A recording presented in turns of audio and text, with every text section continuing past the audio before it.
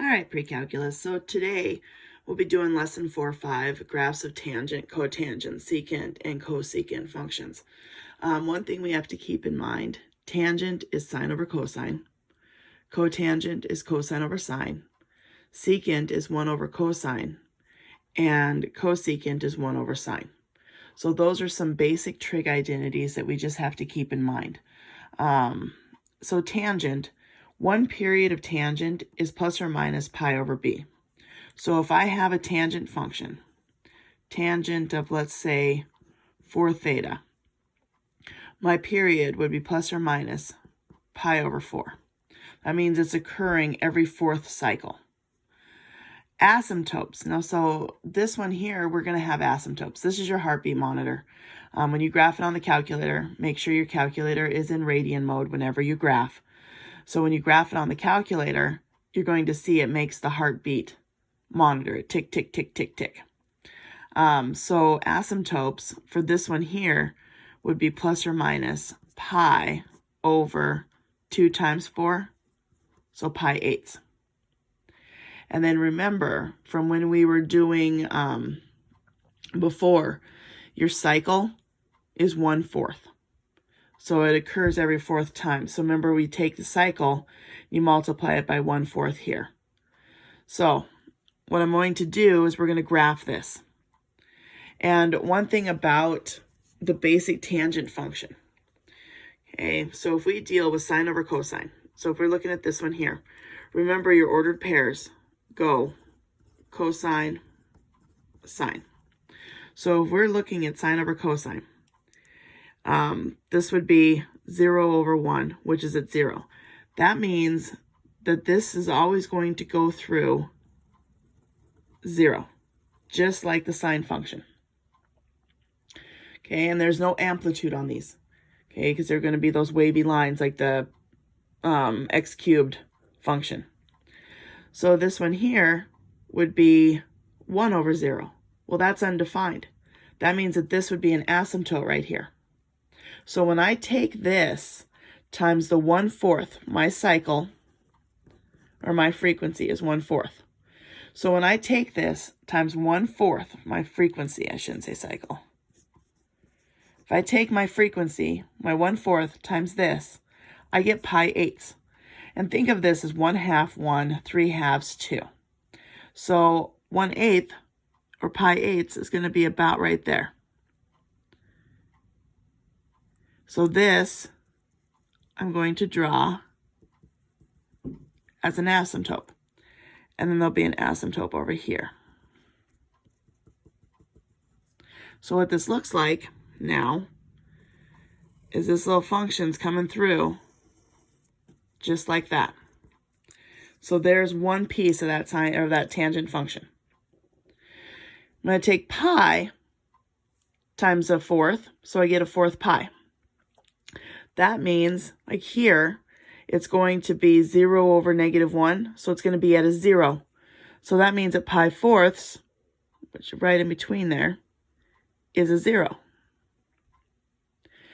3 pi halves times 1/4 is 3 pi 8ths. So at 3 pi 8ths, which you got to think it's going to be about right here, is going to be another asymptote. So here comes this piece that's going to come on through. If I can drop through there.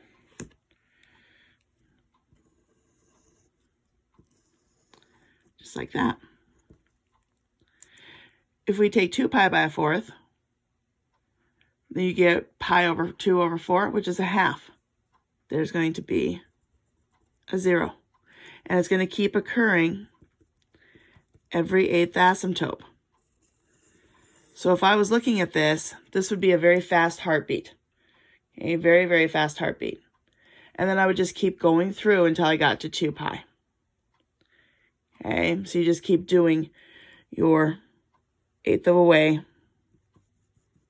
Little asymptotes coming on through all the way till you get to 2 pi. So there's the tangent function. Okay, again, it has asymptotes, pi over 2b, and it has a period of pi over b. Okay, so moving over here to cotangent. Now what's a little bit different about cotangent, again, it's going to start at 0. Okay, oops, sorry, that's not. That's going to be an asymptote, because cotangent is cosine over sine. So this is going to be 1 over 0. At this one here, it's going to be at 0.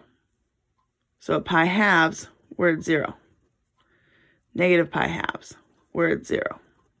Okay, so there's an asymptote here. 0. At pi, it's going to be negative 1 over 0. So that's going to be an asymptote. Now one thing that's different, because it's the reciprocal of it, it goes backwards. Okay, so this one will go backwards. 3 pi halves, it's going to be 0 over negative 1. So it's going to be a 0. 2 pi, asymptote. And again, this one shifts backwards. So that's what's different about that one.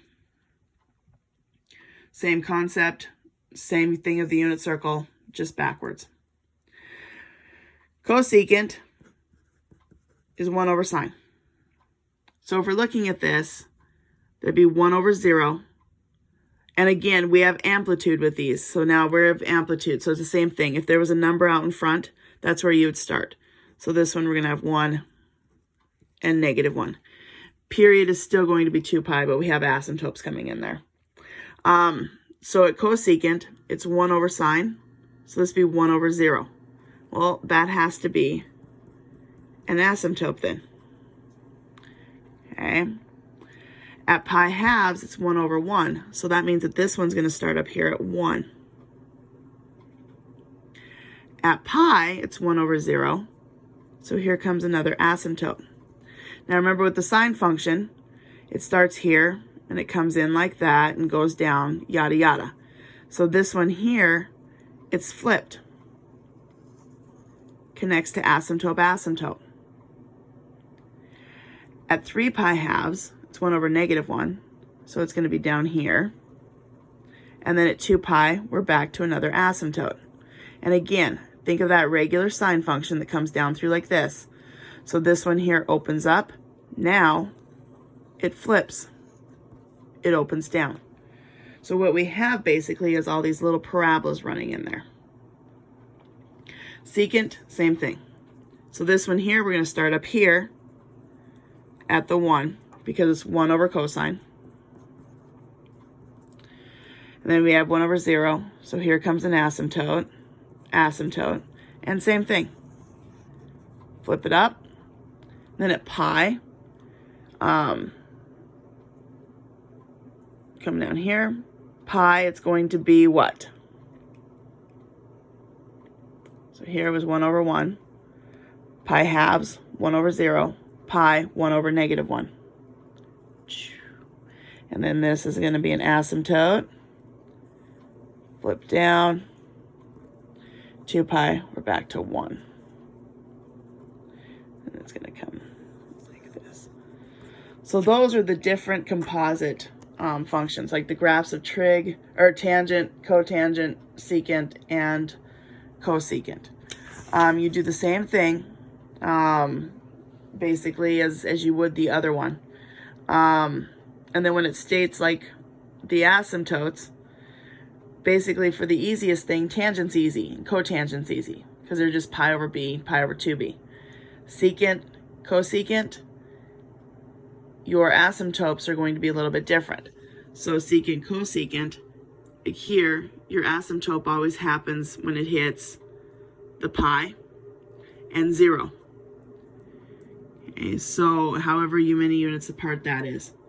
So if I had cosecant of 2x, my frequency is 1/2. Again, same 1 over b. So that means every half, what's going to happen? An asymptote. So that's how you find those for those ones. And then I think a lot of these, if you're graphing on the calculator, make sure you're graphing like cotangent, 1 over tangent, cosecant, 1 over sine, secant, 1 over cosine. Make sure your calculator is also in degree mode. And then if you're solving these, so let's say they want you to find the secant of x equals 2. To do this, you would have 1 over cosine x equals 2. Or 1 over the cosine inverse of 2 equals x. Okay, and that's how you would solve those.